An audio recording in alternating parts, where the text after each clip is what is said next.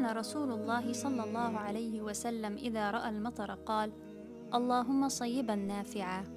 وقال صلى الله عليه وسلم: ثنتان ما تردان، الدعاء عند النداء وتحت المطر. اللهم آتنا في الدنيا حسنة وفي الآخرة حسنة وقنا عذاب النار. اللهم إني أعوذ بك من زوال نعمتك وتحول عافيتك وفجاءة نقمتك وجميع سخطك. اللهم اغفر لي وارحمني واهدني وارزقني. اللهم مصرف القلوب صرف قلوبنا على طاعتك.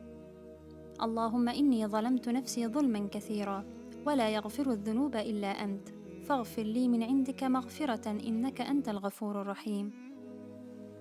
اللهم إني أسألك من الخير كله عاجله وآجله ما علمت منه وما لم أعلم، وأعوذ بك من الشر كله عاجله وآجله ما علمت منه وما لم أعلم. اللهم إني أسألك من خير ما سألك عبدك ونبيك، وأعوذ بك من شر ما استعاذ به عبدك ونبيك.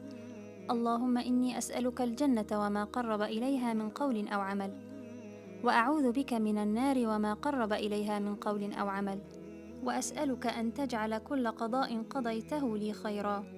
وصلى الله على نبينا محمد وعلى آله وصحبه أجمعين.